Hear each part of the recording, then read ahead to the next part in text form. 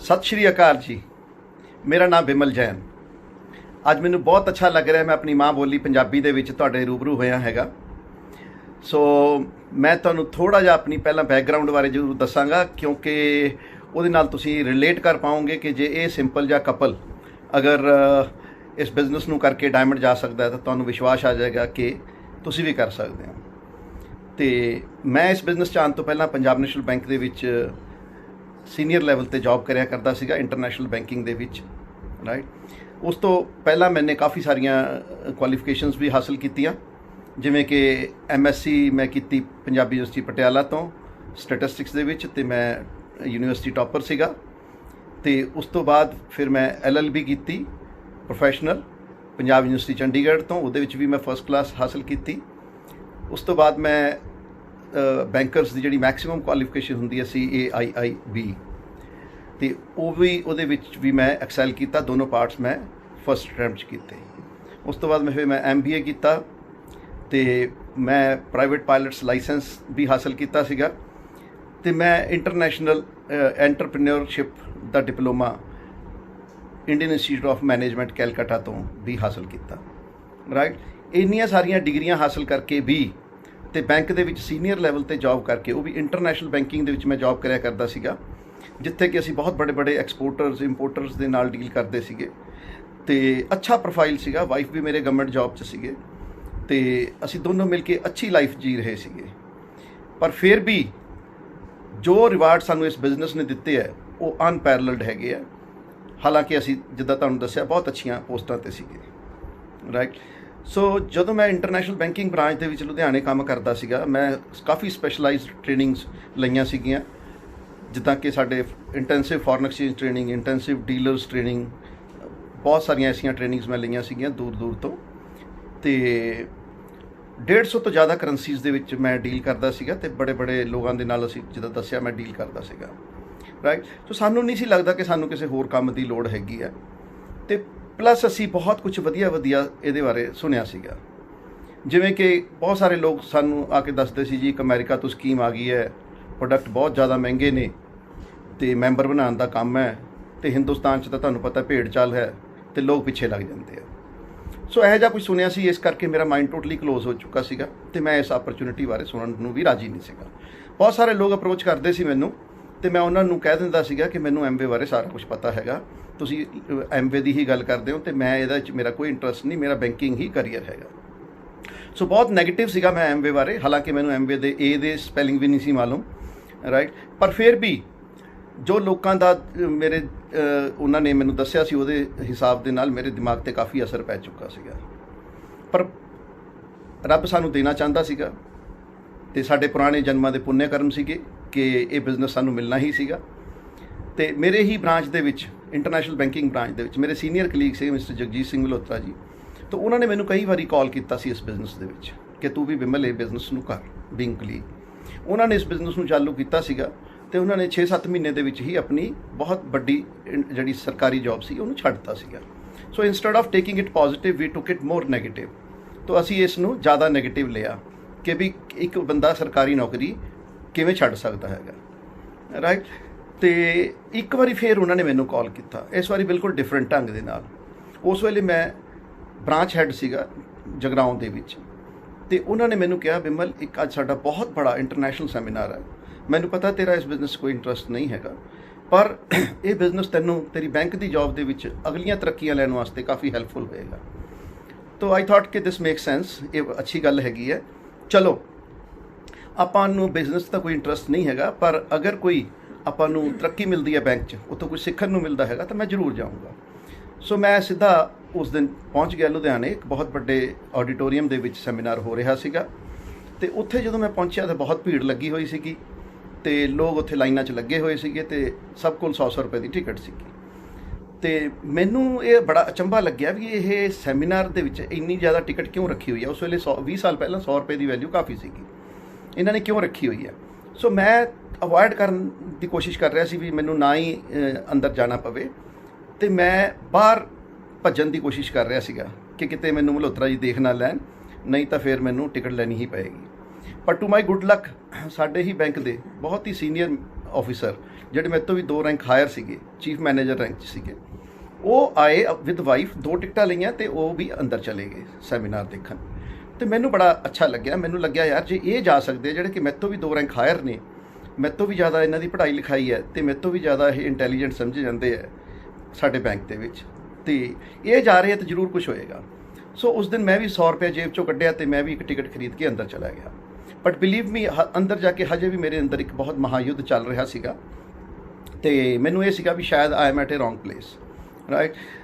ਤੇ ਪਰ ਜਦੋਂ ਹੀ ਉਸ ਦਿਨ ਦੇ ਜਿਹੜੇ ਸਪੀਕਰ ਸੀਗੇ ਫਿਰਦੌਸ ਐਂਡ ਨੀਲੋਫਰ ਸੇਠਸਨਾ, ਤਾਂ ਜਦੋਂ ਹੀ ਉਹਨਾਂ ਨੇ ਕਨਸੈਪਟ ਦੱਸਣਾ ਸ਼ੁਰੂ ਕੀਤਾ ਤਾਂ ਮੈਨੂੰ ਬਹੁਤ ਹੀ ਅੱਛਾ ਲੱਗਿਆ। ਮੈਨੂੰ ਲੱਗਿਆ ਯਾਰ ਜੋ ਮੈਂ ਬਾਹਰ ਸੁਣਿਆ ਸੀ ਉਹ ਤਾਂ ਇਹ ਹੈ ਨਹੀਂ, ਇਹ ਬਿਜ਼ਨਸ ਤਾਂ ਕੋਈ ਬਹੁਤ ਹੀ ਵਧੀਆ ਬਿਜ਼ਨਸ ਹੈਗਾ ਜਿਹਦੇ 'ਚ ਕੋਈ ਇਨਵੈਸਟਮੈਂਟ ਨਹੀਂ, ਕੋਈ ਰਿਸਕ ਨਹੀਂ, ਔਰ ਬੜੀਆਂ ਹਸਤੀਆਂ ਲੁਧਿਆਣੇ ਦੀਆਂ, ਬੜੇ doctor, engineer, professor, chartered accountant, businessman ਇਹਨੂੰ ਕਰ ਰਹੇ ਨੇ, ਪਾਰਟ ਟਾਈਮ 'ਚ ਕਰ ਰਹੇ ਨੇ। ਜੇ ਇਹ ਲੋਕ ਕਰ ਰਹੇ ਨੇ ਤਾਂ ਆਪਾਂ ਵੀ ਕਰ ਲੈਂਦੇ ਹਾਂ। ਸੋ ਮੈਂ ਉੱਥੇ ਹੀ ਬੈਠੇ ਮਨ ਬਣਾ ਲਿਆ ਕਿ ਮੈਂ ਇਹ ਬਿਜ਼ਨਸ ਕਰੂੰਗਾ। ਹਾਲਾਂਕਿ ਮੈਨੂੰ ਬਹੁਤਾ ਸਮਝ ਨਹੀਂ ਸੀ ਆਇਆ ਤੇ ਪਰ ਫਿਰ ਵੀ ਮੈਂ ਡਿਸੀਜਨ ਲੈ ਲਿਆ, ਬੜਾ ਕੁਇਕ ਡਿਸੀਜਨ ਲਿਆ। ਮੈਂ ਕਦੇ ਇਹ ਨਹੀਂ ਸੋਚਿਆ ਮੈਂ ਕਿਸੇ ਤੋਂ ਪੁੱਛ ਕੇ ਸੋਚ ਕੇ ਫਿਰ ਲਊਂਗਾ। ਤਾਂ ਮੇਰਾ ਉਸ ਵੇਲੇ ਇੰਸਟੈਂਟ ਡਿਸੀਜਨ ਸੀਗਾ ਤੇ ਯਕੀਨ ਮੰਨਿਓ ਕਿ ਉਸ ਦਿਨ ਇੱਕ bank manager Bimal Jain, diamond Bimal Jain ਬਣ ਚੁੱਕਾ ਸੀਗਾ। ਮੈਂ ਮੈਂਟਲੀ ਡਿਸਾਈਡ ਕਰ ਲਿਆ ਸੀ ਕਿ I will be big in this business. ਤੇ ਫਿਰ ਸਾਡੀ ਜਰਨੀ ਸਟਾਰਟ ਹੋਈ। ਮੈਂ ਉਸ ਦਿਨ ਘਰ ਉੜਦਾ ਹੋਇਆ ਆਇਆ ਸੀਗਾ, ਮੈਨੂੰ ਇਹ ਲੱਗਿਆ ਮੈਨੂੰ ਕੋਈ ਅਲਾਦੀਨ ਦਾ ਚਿਰਾਗ ਮਿਲ ਗਿਆ ਹੈਗਾ।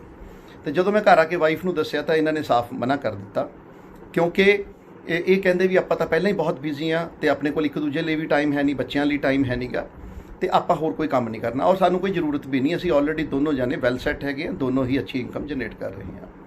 ਪਰ ਅਗਲੇ ਦਿਨ ਸਾਡੇ ਅਪਲਾਈਨ ਮਲਹੋਤਰਾ ਜੀ ਆਏ, ਉਹਨਾਂ ਨੇ ਸਾਰਾ ਇਹਨਾਂ ਨੂੰ ਅੱਛੀ ਤਰ੍ਹਾਂ ਸਮਝਾਇਆ ਤੇ ਵੀ ਕਿਉਂ ਇਹ ਬਿਜ਼ਨਸ ਕਰਨਾ ਚਾਹੀਦਾ ਤੇ ਇਹਦੇ ਥਰੂ ਜੈਨ ਸਾਹਿਬ ਆਪਣੀ ਜਿਹੜੀ ਇਹ ਜੌਬ ਤੋਂ ਫ੍ਰੀ ਹੋ ਸਕਦੇ ਆ। ਸੋ ਇਹ ਕਹਿੰਦੇ ਜੇ ਅਗਰ ਇਹ ਜੌਬ ਤੋਂ ਫ੍ਰੀ ਹੋ ਸਕਦੇ ਆ ਖੁਦ ਦੱਸਣਗੇ ਤੁਹਾਨੂੰ ਤਾਂ ਫਿਰ ਲਾਓ, ਦੱਸੋ ਕਿੱਥੇ ਸਾਈਨ ਕਰਨੇ ਆ। ਸੋ ਇਹਨਾਂ ਨੇ ਉਸ ਦਿਨ ਸਾਈਨ ਕਰ ਦਿੱਤੇ ਔਰ ਉਸ ਤੋਂ ਬਾਅਦ ਅਸੀਂ ਸ਼ੁਰੂ ਕਰ ਦਿੱਤਾ।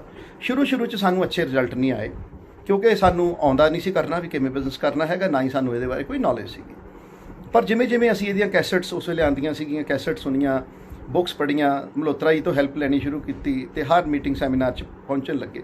ਬਿਜ਼ਨਸ ਸਟਾਰਟਡ ਕਲਿਕਿੰਗ ਔਰ ਅਸੀਂ ਬੜੀ ਰਫ਼ਤਾਰ ਦੇ ਨਾਲ ਕੰਮ ਕੀਤਾ। 8-9 ਮਹੀਨੇ ਦੇ ਵਿੱਚ ਹੀ ਅਸੀਂ ਜਿਹੜਾ ਸਿਲਵਰ ਲੈਵਲ ਹੈ ਉਹਨੂੰ ਅਚੀਵ ਕਰ ਲਿਆ।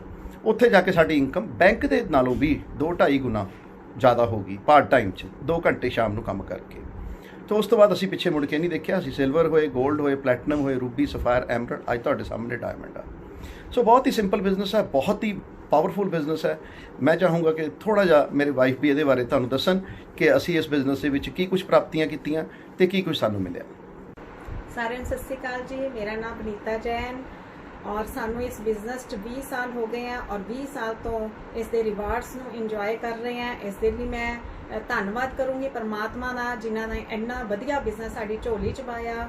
ਤੇ ਮੈਂ ਧੰਨਵਾਦ ਕਰੂੰਗੀ ਆਪਣੀ great uplines Surinder Kaur Waraich, doctor ਵੈਚ ਐਂਡ ਮਲਹੋਤਰਾ ਜੀ ਦਾ, ਜਿਨ੍ਹਾਂ ਦੀ ਬਦੌਲਤ ਅੱਜ ਇਸ ਬਿਜ਼ਨਸ 'ਚ ਅਸੀਂ ਕਾਮਯਾਬ ਹੋਏ ਹਾਂ। ਮੈਂ ਧੰਨਵਾਦ ਕਰੂੰਗੀ ਐਮਵੇ ਕਾਰਪੋਰੇਸ਼ਨ ਦਾ, ਜਿਨ੍ਹਾਂ ਨੇ ਇੰਨੇ ਵਧੀਆ ਪ੍ਰੋਡਕਟ ਸਾਨੂੰ ਦਿੱਤੇ ਤਾਂ ਕਿ ਅਸੀਂ ਆਪਣੀ ਸਿਹਤ ਵਧੀਆ ਰੱਖ ਸਕੀਏ। ਮੈਂ ਧੰਨਵਾਦ ਕਰੂੰਗੀ ਬਿਟ ਸਿਸਟਮ ਦਾ, ਜਿਨ੍ਹਾਂ ਤੋਂ ਸਿੱਖ ਕੇ ਸਾਨੂੰ ਇੰਨੀ ਵਧੀਆ ਐਜੂਕੇਸ਼ਨ ਮਿਲੀ, ਸਾਡਾ ਐਟੀਟਿਊਡ ਪੋਜ਼ਿਟਿਵ ਹੋਇਆ, ਸਾਨੂੰ ਮੋਰਲ ਵੈਲਿਊਜ਼ ਮਿਲੀਏ, ਐਥਿਕਸ ਮਿਲੇ। ਤੇ ਇਸ ਬਿਜ਼ਨਸ 'ਚ ਸਾਨੂੰ 20 ਸਾਲ ਹੋ ਗਿਆ। 20 ਸਾਲ ਤੋਂ ਅਸੀਂ ਇਹਦੇ ਰਿਵਾਰਡਸ ਨੂੰ ਇੰਜੋਏ ਕਰ ਰਹੇ ਹਾਂ। ਮੈਂ ਦੱਸਾਂਗੀ ਸਾਨੂੰ ਕੀ ਇਸ ਬਿਜ਼ਨਸ 'ਚ ਮਿਲਿਆ, ਕਿਉਂ ਇਸ ਬਿਜ਼ਨਸ 'ਚ ਆਏ ਔਰ ਕੁਝ ਸਟੈਪਸ ਵੀ ਦੱਸਾਂਗੀ ਤੇ ਅਸੀਂ ਕੀ ਕੀਤਾ ਇਸ ਬਿਜ਼ਨਸ 'ਚ। ਸਭ ਤੋਂ ਪਹਿਲੇ ਤਾਂ ਮੈਂ ਇਹ ਦੱਸਾਂਗੀ ਕਿ ਪਹਿਲੇ ਜਦੋਂ ਜੈਨ ਸਾਹਿਬ ਇਸ ਬਿਜ਼ਨਸ ਨੂੰ ਦੇਖ ਕੇ ਆਏ ਸੀ ਤਾਂ ਮੈਂ ਟੋਟਲੀ ਨਾ ਕਰਦੀ ਸੀ, ਕਿਉਂਕਿ ਮੈਨੂੰ ਲੱਗਦਾ ਸੀ ਕਿ ਨਹੀਂ ਅਸੀਂ ਕੋਈ ਹੋਰ ਕੰਮ ਨਹੀਂ ਕਰਨਾ ਜਿਹਦੇ 'ਚ ਸਾਡੀ ਲਾਈਫ ਹੋਰ ਬਿਜ਼ੀ ਹੋ ਜਾਏ। ਲੇਕਿਨ ਸਾਡੇ ਗ੍ਰੇਟ ਅਪਲਾਈਨ ਜਦੋਂ ਮਲਹੋਤਰਾ ਜੀ ਸਾਡੇ ਘਰ ਆਏ ਤੇ ਉਹਨਾਂ ਨੇ ਇਸ ਬਿਜ਼ਨਸ ਦੇ ਬਾਰੇ ਚਾਨਣਾ ਪਾਇਆ ਤੇ ਮੈਨੂੰ ਪ੍ਰੋਡਕਟਸ ਦਿਖਾਏ, ਮੈਨੂੰ ਦਿਖਾਇਆ ਵੀ ਕਿੱਦਾਂ ਇੱਕ ਬਰਤਨ ਧੋਣ ਵਾਲੇ ਪ੍ਰੋਡਕਟਸ ਤੋਂ ਸਾਨੂੰ ਬਿਮਾਰੀਆਂ ਲੱਗ ਰਹੀਆਂ ਤਾਂ ਮੇਰੀਆਂ ਅੱਖਾਂ ਖੁੱਲੀਆਂ ਰਹਿ ਗਈਆਂ। ਮੈਨੂੰ ਲੱਗਿਆ ਕਿ ਨਹੀਂ ਇਹ ਚੀਜ਼ਾਂ ਤਾਂ ਬਹੁਤ ਵਧੀਆ, ਇਹ ਤਾਂ ਵਰਤਣੀਆਂ ਹੀ ਵਰਤਣੀਆਂ। ਤੇ ਜਦੋਂ ਉਹਨਾਂ ਨੇ ਕਿਹਾ ਕਿ ਨਹੀਂ ਅਗਰ ਇਹ ਚੀਜ਼ਾਂ ਤੁਹਾਨੂੰ ਅੱਛੀਆਂ ਲੱਗਦੀਆਂ ਔਰ ਤੁਹਾਨੂੰ ਸਸਤੀਆਂ ਵੀ ਲੱਗਦੀਆਂ ਤਾਂ ਕੀ ਤੁਸੀਂ ਆਪਣੇ ਭੈਣ ਭਾਈ ਰਿਸ਼ਤੇਦਾਰਾਂ ਨੂੰ ਦੱਸ ਸਕਦੇ ਹੋ, ਤਾਂ ਮੈਂ ਕਿਹਾ ਜ਼ਰੂਰ ਦੱਸਾਂਗੇ। ਕਹਿੰਦੇ ਬਸ ਹੋ ਗਿਆ ਬਿਜ਼ਨਸ, ਆਪਾਂ ਲੋਕਾਂ ਨੂੰ ਇਹੀ ਦੱਸਣਾ ਹੈ ਕਿ ਚੀਜ਼ਾਂ ਬਹੁਤ ਵਧੀਆ ਤੇ ਤੁਸੀਂ ਵੀ ਵਰਤੋ। ਇਹਦੇ ਨਾਲ ਹੌਲੀ ਹੌਲੀ ਤੁਹਾਡਾ ਬਿਜ਼ਨਸ ਵਧਣਾ ਸ਼ੁਰੂ ਹੋ ਜਾਏਗਾ, ਤੁਹਾਨੂੰ ਪੈਸੇ ਵੀ ਆਉਣਗੇ। ਤੇ ਇੱਕ ਗੱਲ ਜਦੋਂ ਉਹਨਾਂ ਨੇ ਇੱਕ ਹੋਰ ਕਹੀ ਜਿਹੜਾ ਕਿ ਮੇਰਾ ਇਹ ਡ੍ਰੀਮ ਸੀਗਾ ਕਿ ਤੁਸੀਂ ਜੈਨ ਸਾਹਿਬ ਨੂੰ ਫ੍ਰੀ ਕਰ ਸਕਦੇ ਹੋ ਅਗਰ ਤੁਸੀਂ ਇਸ ਬਿਜ਼ਨਸ ਨੂੰ ਬਿਲਡ ਕਰ ਲੈਂਦੇ ਹੋ। ਤਾਂ ਮੈਨੂੰ ਲੱਗਿਆ ਕਿ ਇਹ ਕਿੱਦਾਂ ਪੋਸੀਬਲ ਹੈ। ਤਾਂ ਉਹਨਾਂ ਨੇ ਕਿਹਾ ਅਗਰ ਇਸ ਬਿਜ਼ਨਸ ਨੂੰ ਤੁਸੀਂ 2 ਤੋਂ 5 ਸਾਲ ਲਗਾ ਲੈਂਦੇ ਹੋ ਤਾਂ ਜੈਨ ਸਾਹਿਬ ਜੌਬ ਤੋਂ ਫ੍ਰੀ ਹੋ ਸਕਦੇ ਆ, ਆਪਣੀ ਮਨ ਮਰਜ਼ੀ ਦੀ ਜ਼ਿੰਦਗੀ ਜੀ ਸਕਦੇ ਆ। ਤਾਂ ਮੈਂ ਕਿਹਾ ਫੇਰ ਤਾਂ ਮੈਂ ਜ਼ਰੂਰ ਹੀ ਕਰਾਂਗੀ, ਮੈਨੂੰ ਦੱਸੋ ਕਿਵੇਂ ਕਰਨਾ ਹੈ। ਫਿਰ ਉਹਨਾਂ ਨੇ ਇੱਕੋ ਗੱਲ ਕਹੀ ਕਿ ਬਿਜ਼ਨਸ ਤੁਹਾਡੇ ਦਿਮਾਗ ਨਾਲ ਨਹੀਂ ਚੱਲੇਗਾ, ਮੈਂ ਜਿੱਦਾਂ ਤੁਹਾਨੂੰ ਦੱਸੀ ਜਾਊਂਗਾ ਉਦਾਂ ਕਰਦੇ ਜਾਈਓ। ਅਸੀਂ ਕਿਹਾ ਠੀਕ ਹੈ, ਜਿੱਦਾਂ ਤੁਸੀਂ ਕਹੋਗੇ ਉਦਾਂ ਹੀ ਕਰਾਂਗੇ। ਸੋ ਉਹਨਾਂ ਨੇ ਕਿਹਾ ਇੱਕ ਸਿਸਟਮ ਹੈਗਾ ਬ੍ਰਿਟ ਸਿਸਟਮ, ਜਿਹਦੇ ਨਾਲ ਤੁਹਾਨੂੰ ਪਲੱਗ ਇਨ ਹੋਣਾ ਪਏਗਾ, ਤੁਹਾਨੂੰ ਬੁੱਕਸ ਪੜ੍ਹਨੀਆਂ ਪੈਣਗੀਆਂ ਪੋਜ਼ਿਟਿਵ ਮੈਂਟਲ ਐਟੀਟਿਊਡ ਦੀਆਂ, ਤੁਹਾਨੂੰ ਸੀਡੀ ਸੁਣਨੀਆਂ ਪੈਣਗੀਆਂ ਕਾਮਯਾਬ ਲੋਕਾਂ ਦੀਆਂ ਵੀ ਕਿੱਦਾਂ ਉਹ ਕਾਮਯਾਬ ਹੋਏ, ਤੇ ਮੀਟਿੰਗਸ ਲਾਉਣਾ ਪਏਗਾ। ਬਸ ਤੁਹਾਨੂੰ ਆਹ ਟਾਈਮ ਹੀ ਕੱਢਣਾ ਪਏਗਾ ਸਿੱਖਣ ਲਈ ਔਰ ਪ੍ਰੋਡਕਟਸ ਯੂਜ਼ ਕਰਨੇ ਆ। ਅਸੀਂ ਉਦਾਂ ਹੀ ਕੀਤਾ, ਹੌਲੀ ਹੌਲੀ ਮੈਂ ਮੀਟਿੰਗਸ ਨਾਲ ਜੁੜੀ, ਮੈਨੂੰ ਅੱਛਾ ਲੱਗਣ ਲੱਗ ਗਿਆ। ਮੀਟਿੰਗਸ ਤੋਂ ਮੈਨੂੰ ਨੌਲੇਜ ਮਿਲਣ ਲੱਗ ਗਈ, ਮੈਂ ਸੀਡੀ ਸੁਣਨ ਲੱਗ ਗਈ, ਬੁੱਕਸ ਪੜ੍ਹਨ ਲੱਗ ਗਈ। ਹੌਲੀ ਹੌਲੀ ਜਦੋਂ ਮੈਨੂੰ ਨੌਲੇਜ ਮਿਲਣ ਲੱਗ ਗਈ ਔਰ ਮੈਂ ਲੋਕਾਂ ਨੂੰ ਦੱਸਣਾ ਸ਼ੁਰੂ ਕੀਤਾ ਤਾਂ ਲੋਕ ਸਾਡੀ ਟੀਮ 'ਚ ਆਉਣ ਲੱਗ ਗਏ, ਸਾਡਾ ਗਰੁੱਪ ਵੱਡਾ ਹੋਣ ਲੱਗ ਗਿਆ। ਹਰੇਕ ਨੂੰ ਅਸੀਂ ਡੈਮੋ ਕਰਕੇ ਦਿਖਾਉਂਦੇ ਸੀ ਤਾਂ ਲੋਕ ਕਹਿੰਦੇ ਸੀ ਨਹੀਂ ਚੀਜ਼ਾਂ ਤਾਂ ਬਹੁਤ ਵਧੀਆ ਹੈ, ਜੇ ਤੁਸੀਂ ਇਸ ਬਿਜ਼ਨਸ ਨੂੰ ਕਰ ਰਹੇ ਹੋ ਤਾਂ ਅਸੀਂ ਵੀ ਕਰ ਸਕਦੇ ਹਾਂ। ਸੋ ਹੌਲੀ ਹੌਲੀ ਕਰਦੇ ਕਰਦੇ 8-9 ਮਹੀਨਿਆਂ ਦੇ ਵਿੱਚ ਦੋਸਤੋ ਅਸੀਂ ਸਿਲਵਰ ਲੈਵਲ ਤੇ ਚਲੇ ਗਏ, ਸਾਨੂੰ ਬਹੁਤ ਵਧੀਆ ਪੈਸਾ ਆਉਣ ਲੱਗ ਗਿਆ। ਅਸੀਂ ਫਿਰ ਪਿੱਛੇ ਮੁੜ ਕੇ ਨਹੀਂ ਦੇਖਿਆ, ਫਿਰ ਹੋਰ ਅੱਗੇ ਵਧੇ, ਹੋਰ ਲੋਕਾਂ ਨੂੰ ਦੱਸਿਆ ਤਾਂ ਅਸੀਂ ਬਹੁਤ ਜਲਦੀ ਪਲੈਟੀਨਮ ਫਾਊਂਡਰ ਪਲੈਟੀਨਮ ਹੋ ਗਏ। ਉੱਥੇ ਜਾ ਕੇ ਸਾਨੂੰ ਟ੍ਰਿਪ ਵੀ ਮਿਲਣਾ ਸ਼ੁਰੂ ਹੋਇਆ, ਜਦੋਂ ਫੋਰਨ ਟ੍ਰਿਪ। ਔਰ ਮੈਂ ਪਹਿਲੀ ਵਾਰੀ ਜਦੋਂ ਬਾਹਰ ਗਈ ਤਾਂ ਮੈਨੂੰ ਲੱਗਿਆ ਤਾਂ ਬਿਜ਼ਨਸ ਹੀ ਬਹੁਤ ਵਧੀਆ ਹੈ, ਨਾਲੇ ਪੁੰਨ ਨਾਲੇ ਫਲੀਆਂ, ਨਾਲੇ ਤਾਂ ਲੋਕਾਂ ਦਾ ਫਾਇਦਾ ਅਸੀਂ ਕਰ ਰਹੇ ਹਾਂ, ਨਾਲੇ ਸਾਨੂੰ ਵੀ ਪੈਸੇ ਆ ਰਹੇ ਆ, ਤਾਂ ਬਹੁਤ ਵਧੀਆ ਕੰਮ ਹੈ। ਅਸੀਂ ਤਾਂ ਹੁਣ ਹਰੇਕ ਨੂੰ ਦੱਸਣਾ ਹੈਗਾ। ਸੋ ਜਿੱਦਾਂ ਹੀ ਅਸੀਂ ਫੋਰਨ ਕੰਟਰੀ ਜਾ ਕੇ ਆਏ ਤਾਂ ਆਂਦੇ ਅਸੀਂ ਫਿਰ ਬਹੁਤ ਭੜਥੂ ਪਾਤਾ, ਬਸ ਹਰੇਕ ਬੰਦੇ ਨੂੰ ਦੱਸਣਾ ਹੀ ਸ਼ੁਰੂ ਕਰਦਾ ਕਿ ਇਸ ਬਿਜ਼ਨਸ ਨੂੰ ਹਰੇਕ ਬਾਰ ਦੱਸਣਾ ਹੈ। ਬਹੁਤ ਜਲਦੀ ਹੀ ਅਸੀਂ ਰੂਬੀ ਹੋਏ, ਐਮਰਲਡ ਹੋਏ ਔਰ ਅੱਜ ਤੁਹਾਡੇ ਸਾਹਮਣੇ ਡਾਇਮੰਡ ਹੈ। ਦੋਸਤੋ ਬਹੁਤ ਵਧੀਆ ਲਾਈਫ ਹੋ ਚੁੱਕੀ ਹੈ, ਕਿਉਂਕਿ ਇਸ ਬਿਜ਼ਨਸ ਵਿੱਚ ਕੱਲਾ ਪੈਸਾ ਹੀ ਨਹੀਂ, ਹੋਰ ਵੀ ਬਹੁਤ ਸਾਰੀਆਂ ਚੀਜ਼ਾਂ ਮਿਲੀਆਂ। ਅੱਜ ਨੇਮ, ਫੇਮ, ਰਿਸਪੈਕਟ, ਰੈਕੋਗਨੀਸ਼ਨ ਬਹੁਤ ਜ਼ਿਆਦਾ ਇਸ ਬਿਜ਼ਨਸ ਮਿਲੀ ਹੈ ਕਿ ਅਸੀਂ ਜਿੱਥੇ ਵੀ ਜਾਂਦੇ ਹਾਂ ਲੋਕ ਹੱਥਾਂ ਦੇ ਚੁੱਕਦੇ ਆ, ਸਾਨੂੰ ਹਾਰ ਬੁੱਕਿਆਂ ਨਾਲ ਸਵਾਗਤ ਕੀਤਾ ਜਾਂਦਾ ਹੈ। ਅੱਜ 20 ਸਾਲਾਂ ਤੋਂ ਅਸੀਂ 20 ਤੋਂ ਵੱਧ ਕੰਟਰੀਜ਼ ਘੁੰਮ ਚੁੱਕੇ ਹਾਂ। ਐਸੀ ਕੰਟਰੀਜ਼ ਘੁੰਮੇ ਜਿਹਦਾ ਸਿਰਫ ਅਸੀਂ ਨਾਮ ਹੀ ਸੁਣੇ ਸੀਗੇ, ਕਦੀ ਸੋਚਿਆ ਨਹੀਂ ਸੀ ਜ਼ਿੰਦਗੀ 'ਚ ਕਿ ਅਸੀਂ ਬਾਹਰ ਜਾਵਾਂਗੇ ਤੇ ਉੱਥੇ ਘੁੰਮ ਕੇ ਆਵਾਂਗੇ।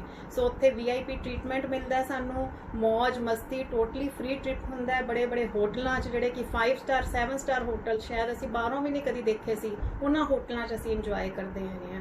ਪੈਸਾ ਇੰਨਾ ਆ ਰਿਹਾ ਕਿ ਤੁਹਾਨੂੰ ਦੱਸ ਨਹੀਂ ਸਕਦੇ ਕਿ ਅਸੀਂ ਹਮੇਸ਼ਾ ਕੰਪਰੋਮਾਈਜ਼ ਕਰਦੇ ਸੀਗੇ ਹਰ ਚੀਜ਼ ਲਈ, ਲੇਕਿਨ ਅੱਜ ਅਸੀਂ ਟੈਗ ਵੀ ਨਹੀਂ ਦੇਖਦੇ, ਪੈਸੇ ਵੀ ਨਹੀਂ ਦੇਖਦੇ, ਜਿਹੜੀ ਚੀਜ਼ ਤੇ ਹੱਥ ਰੱਖਦੇ ਹਾਂ ਅਸੀਂ ਉਹ ਚੀਜ਼ ਖਰੀਦ ਲੈਂਦੇ ਹਾਂ। ਬੱਚਿਆਂ ਨੂੰ ਅੱਛੀ ਐਜੂਕੇਸ਼ਨ ਦਿੱਤੀ, ਪ੍ਰਾਪਰਟੀਜ਼ ਖਰੀਦੀਆਂ, ਮਕਾਨ, ਕੋਠੀਆਂ, ਸਭ ਅਸੀਂ ਐਸੇ ਬਿਜ਼ਨਸ ਦੇ ਥਰੂ ਲਿੱਤਾ।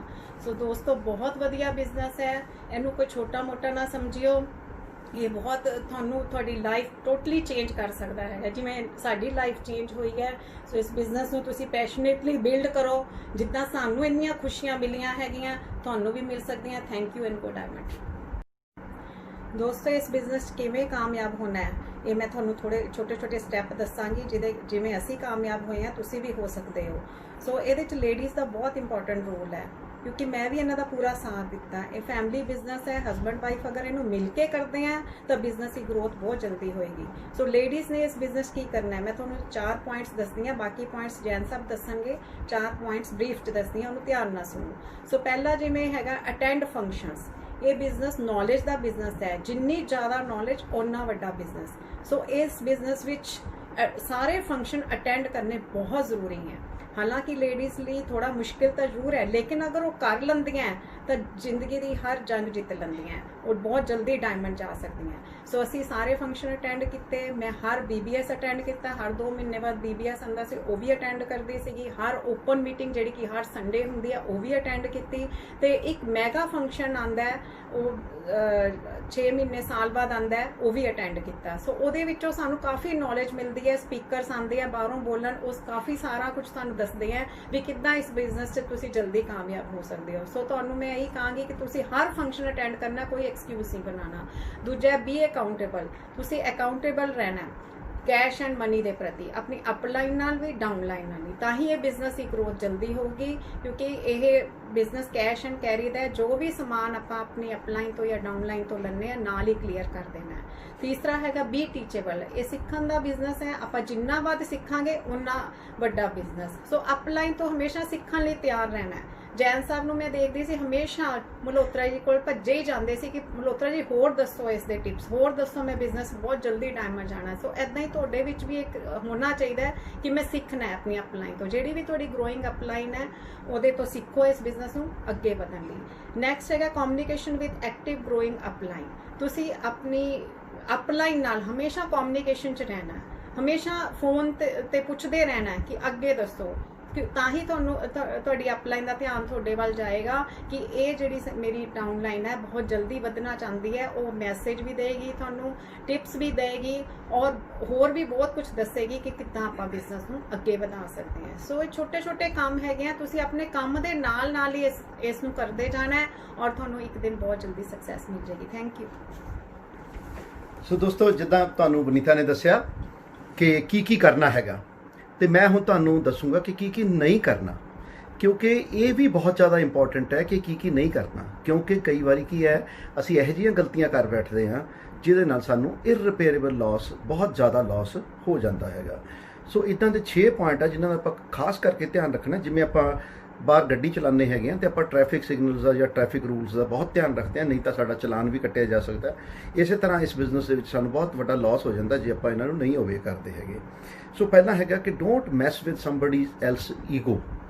ਈਗੋ ਕਿਸੇ ਦੀ ਹਾਰਟ ਨਹੀਂ ਕਰਨੀ। ਹਰੇਕ ਬੰਦਾ, ਈਗੋਜ਼ ਆਰ ਵੈਰੀ ਫ੍ਰੇਜਾਈਲ, ਹਰੇਕ ਬੰਦਾ ਈਗੋ ਦੇ ਪ੍ਰਤੀ ਬਹੁਤ ਹੀ ਸੈਂਸਿਟਿਵ ਹੁੰਦਾ ਹੈਗਾ। ਤੇ ਅਗਰ ਮੰਨ ਲਓ ਹੁਣ ਤੁਹਾਡੇ ਟੀਮ 'ਚ ਕੱਲ੍ਹ ਨੂੰ ਬਹੁਤ ਬੜੇ ਲੋਕ ਆ ਜਾਂਦੇ ਹੈਗੇ ਆ, ਤੇ ਜਿੱਦਾਂ ਡਾਕਟਰਸ, ਇੰਜੀਨੀਅਰ, ਪ੍ਰੋਫੈਸਰ, ਬੜੇ ਲੋਕ ਆ ਜਾਂਦੇ ਆ, ਤੇ ਤੁਸੀਂ ਉਹਨਾਂ ਦੀ ਗ੍ਰੇਟ ਅਪਲਾਈਨ ਹੁੰਦੇ ਹੈਗੇ ਹੋ। ਸੋ ਸਾਨੂੰ ਉਹਨਾਂ ਨੂੰ ਪੂਰੀ ਰਿਸਪੈਕਟਫੁਲੀ ਜਾਂ ਪੂਰੇ ਉਹਨਾਂ ਨੂੰ ਮਾਨ ਸਨਮਾਨ ਦੇ ਕੇ, ਉਹਨਾਂ ਦੇ ਡਿਊ ਰਿਸਪੈਕਟ ਦੇ ਕੇ ਉਹਨਾਂ ਦੇ ਨਾਲ ਆਪਾਂ ਨੂੰ ਵਿਚਰਨਾ ਚਾਹੀਦਾ ਹੈਗਾ। ਅਗਰ ਅਸੀਂ ਕਿਸੇ ਦੀ ਈਗੋ ਹਰਟ ਕਰਦੇ ਹੈਗੇ ਆ ਤਾਂ ਉਹ ਹੋ ਸਕਦਾ ਉਸ ਬੰਦੇ 'ਚ ਡਾਇਮੰਡ ਜਾਣ ਦਾ ਪੋਟੈਂਸ਼ੀਅਲ ਹੋਵੇ ਤੇ ਉਹ ਸਾਡੀ ਟੀਮ ਦੇ ਵਿੱਚੋਂ ਕਈ ਵਾਰੀ ਚਲਾ ਜਾਂਦਾ ਹੈਗਾ। ਸੋ ਬੜਾ ਧਿਆਨ ਰੱਖਣਾ ਹੈਗਾ। ਇਸੇ ਤਰ੍ਹਾਂ don't mess with somebody else spouse. ਇਹ ਬੜਾ ਹੀ ਪਾਕ ਬਿਜ਼ਨਸ ਹੈਗਾ, ਬੜਾ ਹੀ ਇਹ ਸੱਚਾ ਸੁੱਚਾ ਬਿਜ਼ਨਸ ਹੈਗਾ। ਸਾਡੇ ਮੰਦਰ ਗੁਰਦੁਆਰਿਆਂ 'ਚ ਤਾਂ ਕੋਈ ਛੋਟੀ ਮੋਟੀ 19-21 ਹੋ ਸਕਦੀ ਹੈ, ਪਰ ਇਸ ਬਿਜ਼ਨਸ 'ਚ ਸਾਡੀਆਂ ਭੈਣਾਂ, ਸਾਡੀਆਂ ਮਾਵਾਂ, ਸਾਡੀਆਂ ਬੇਟੀਆਂ, ਸਾਡੀਆਂ ਵਾਈਫਸ ਬਿਲਕੁਲ ਸੁਰੱਖਿਅਤ ਹੈਗੀਆਂ ਨੇ। ਸੋ ਆਪਾਂ ਦੂਸਰੇ ਦੀ ਵਾਈਫ ਨੂੰ ਜਾਂ ਆਪਾਂ ਦੂਸਰੇ ਦੇ ਹਸਬੈਂਡ ਨੂੰ, ਲੇਡੀਜ਼ ਨੇ ਪੂਰੀ ਰਿਸਪੈਕਟ ਦੇਣੀ ਹੈਗੀ ਹੈ ਤੇ ਆਪਾਂ ਮੈਸਅਪ ਨਹੀਂ ਕਰਨਾ ਹੈਗਾ। ਔਰ ਤੀਸਰਾ ਹੈਗਾ don't mess up with somebody else money. So cash and carry ਦਾ ਜਿੱਦਾਂ ਵਨੀਤਾ ਨੇ ਦੱਸਿਆ ਬਿਜ਼ਨਸ ਹੈਗਾ, ਤੇ ਇਹਦੇ ਵਿੱਚ ਅਸੀਂ ਨਾ ਉਧਾਰ ਲੈਣਾ ਹੈ, ਨਾ ਉਧਾਰ ਦੇਣਾ ਹੈ। ਅਗਰ ਸਮਹਾਓ ਕਿਸੇ ਤੋਂ ਸਾਨੂੰ ਕੋਈ ਚੀਜ਼ ਲੈਣੀ ਵੀ ਪੈ ਗਈ ਤੇ ਆਪਾਂ ਜਲਦੀ ਉਹਨੂੰ ਕਲੀਅਰ ਕਰਕੇ ਵਾਪਸ ਕਰ ਦਿੰਦੇ ਆ, ਤਾਂ ਕਿ ਸਾਨੂੰ ਉਹ ਕਨਸੈਂਟਰੇਟ ਕਰੇ ਸਾਡੇ ਬਿਜ਼ਨਸ ਨੂੰ ਹੋਰ ਸਮਝਾਉਣ ਤੇ। ਛੋਟੀਆਂ ਗੱਲਾਂ ਨੇ ਜਿਹੜੀਆਂ ਅਸੀਂ ਆਮ ਲਾਈਫ 'ਚ ਵੀ ਓਬੇ ਕਰਦੇ ਹੈਗੇ ਆ, ਜੇ ਇਹ 'ਚ ਵੀ ਓਬੇ ਕਰਾਂਗੇ ਤਾਂ ਸਾਡਾ ਬਿਜ਼ਨਸ ਬਹੁਤ ਬੜਾ ਹੋ ਸਕਦਾ ਹੈਗਾ। ਇਸੇ ਤਰ੍ਹਾਂ ਹਰ ਕੋਈ ਕੰਮ ਜਿਹੜਾ ਆਪਾਂ ਪਹਿਲੀ ਵਾਰੀ ਕਰਨਾ ਹੈਗਾ ਉਹ ਆਪਾਂ ਅਪਲਾਈਨ ਤੋਂ, ਜਿਹੜੀ ਸਾਡੀ ਐਕਟਿਵ ਗਰੋਇੰਗ ਅਪਲਾਈਨ ਹੈਗੀ ਆ, ਉਹ ਤੋਂ ਪੁੱਛ ਕੇ ਕਰਨਾ ਹੈਗਾ, ਤਾਂ ਕਿ ਕਿਤੇ ਮੇਰੇ ਤੋਂ ਗਲਤੀ ਨਾ ਹੋਵੇ। ਇਹਦੇ ਨਾਲ ਕੀ ਹੋਊਗਾ, ਸਾਡਾ ਪੈਸਾ, ਸਾਡਾ ਟਾਈਮ, ਸਾਡੀ એનર્ਜੀ ਸੇਵ ਹੋਏਗੀ। ਛੋਟੀਆਂ ਗਲਤੀਆਂ ਕਰਨ ਤੋਂ ਅਸੀਂ ਬਚ ਜਾਵਾਂਗੇ। ਤੇ ਅਗਲਾ ਹੈਗਾ ਕਿ ਅਸੀਂ ਡਾਊਨਲਾਈਨ ਤੇ ਕ੍ਰਾਸ ਲਾਈਨ ਨੂੰ ਕਦੀ ਵੀ ਨੈਗੇਟਿਵ ਪਾਸ ਆਨ ਨਹੀਂ ਕਰਨਾ ਹੈਗਾ, ਰਾਈਟ। ਕਈ ਲੋਕ ਭੁਲੇਖੇ ਦੇ ਵਿੱਚ ਜਾਣੇ ਅਣਜਾਣੇ ਬਹੁਤ ਸਾਰੀਆਂ ਗੱਲਾਂ ਕਹਿ ਦਿੰਦੇ ਆ, ਜਾਂ ਉਹਨਾਂ ਦੀ ਬਾਡੀ ਲੈਂਗੁਏਜ ਇਦਾਂ ਦੀ ਹੁੰਦੀ ਹੈ ਕਿ ਉਹ ਨੈਗੇਟਿਵ ਪਾਸ ਕਰ ਦਿੰਦੇ ਆ। ਇਹਦੇ ਨਾਲ ਕੀ ਹੁੰਦਾ ਹੈਗਾ ਕਿ ਡਾਊਨਲਾਈਨ ਜਾਂ ਕ੍ਰਾਸ ਲਾਈਨ ਦਾ ਜਿਹੜਾ ਕੌਨਫੀਡੈਂਸ ਲੈਵਲ ਆ ਉਹ ਲੂਜ਼ ਹੁੰਦਾ ਹੈਗਾ, ਔਰ ਇਹਦਾ ਨੁਕਸਾਨ ਸਿੱਧਾ ਆਪਾਂ ਨੂੰ ਹੀ ਹੁੰਦਾ ਹੈਗਾ, ਹੋਰ ਕਿਸੇ ਨੂੰ ਨਹੀਂ ਹੁੰਦਾ ਹੈਗਾ। ਸੋ ਬੜੇ ਹੀ ਧਿਆਨ ਦੇ ਨਾਲ ਆਪਾਂ ਸੋਚ ਸਮਝ ਕੇ ਇਸ ਬਿਜ਼ਨਸ ਨੂੰ ਅੱਗੇ ਵਧਾਉਂਦੇ ਚਲੇ ਜਾਵਾਂਗੇ ਤੇ ਬਿਜ਼ਨਸ ਸਾਡਾ ਬਹੁਤ ਵੱਡਾ ਹੋਏਗਾ ਤੇ ਅਸੀਂ ਜਲਦੀ ਡਾਇਮੰਡ ਜਾ ਸਕਦੇ ਹੈਗੇ ਆ। ਤੇ ਨੈਵਰ ਐਂਬੈਰਸ ਯੂਅਰ ਅਪਲਾਈਨ ਐਂਡ ਡਾਊਨਲਾਈਨ। ਕਦੀ ਵੀ ਅਪਲਾਈਨ ਜਾਂ ਡਾਊਨਲਾਈਨ ਨੂੰ ਐਂਬੈਰਸ ਨਹੀਂ ਕਰਨਾ ਆਪਾਂ ਨੇ, ਤਾਂ ਉਹਨਾਂ ਨੂੰ ਕਦੀ ਵੀ ਆਪਾਂ ਨੇ ਅਚੰਭੇ 'ਚ ਨਹੀਂ ਪਾਉਣਾ ਹੈਗਾ। ਮੰਨ ਲਓ ਤੁਸੀਂ ਕਮਿਟ ਕੀਤਾ ਜੀ ਮੈਂ ਇਸ ਸੈਮੀਨਾਰ 'ਚ ਆਊਂਗਾ ਅਪਲਾਈਨ ਨੂੰ, ਤਾਂ ਤੁਸੀਂ ਉੱਥੇ ਹੋਣੇ ਚਾਹੀਦੇ ਹੋ। ਇਹ ਨਹੀਂ ਕਿ ਅਪਲਾਈਨ ਦੇਖਦੀ ਰਹਿ ਜਾਏ ਕਿ ਮੇਰਾ ਲੀਡਰ ਇੰਨਾ ਕਮਿਟਡ, ਅੱਜ ਕੀ ਗੱਲ, ਉਹਨੂੰ ਕੀ ਹੋ ਗਿਆ, ਰਾਈਟ। ਕੱਲ੍ਹ ਨੂੰ ਤੁਸੀਂ ਛੋਟਾ ਜਿਹਾ ਬਹਾਨਾ ਬਣਾ ਕੇ ਕਹਿ ਦਿਓ ਜੀ ਮੈਂ ਤਾਂ ਇਸ ਕਰਕੇ ਨਹੀਂ ਆਇਆ, ਉਸ ਕਰਕੇ ਨਹੀਂ ਆਇਆ। ਸੋ ਤੁਸੀਂ ਉਹਨਾਂ ਨੂੰ ਬਹਾਨਾ ਨਹੀਂ ਬਣਾਉਂਦੇ, ਜਾਂ ਉਹਨਾਂ ਨੂੰ ਸਰਪ੍ਰਾਈਜ਼ ਨਹੀਂ ਦਿੰਦੇ, ਜਾਂ ਉਹਨਾਂ ਨੂੰ ਆਪਾਂ ਐਂਬੈਰਸ ਨਹੀਂ ਕਰਦੇ। ਆਪਾਂ ਆਪਣੇ ਆਪ ਨੂੰ ਐਂਬੈਰਸ ਕਰਦੇ ਹਾਂ। ਆਪਾਂ ਆਪਣੀ ਫਿਊਚਰ ਜਿਹੜੀ ਵਧੀਆ ਲਾਈਫ ਹੈਗੀ ਹੈ, ਜ਼ਿੰਦਗੀ ਆਉਣ ਵਾਲੀ, ਉਹਨੂੰ ਆਪਾਂ ਐਂਬੈਰਸ ਕਰਦੇ ਆ। ਸੋ ਅਗਰ ਇਹ ਛੋਟੀਆਂ 6 ਚੀਜ਼ਾਂ ਦਾ ਤੁਸੀਂ ਧਿਆਨ ਕਰਦੇ ਹੈਗੇ ਹੋ ਤਾਂ ਆਈ ਐਮ ਸ਼ੋਰ ਕਿ ਤੁਹਾਡਾ ਬਿਜ਼ਨਸ ਜਿਹੜਾ ਹੈਗਾ ਉਹ ਦਿਨ ਦੁਗਣੀ ਤੇ ਰਾਤ ਚੌਗਣੀ ਤਰੱਕੀ ਕਰ ਸਕਦਾ ਹੈਗਾ। Thank you very much.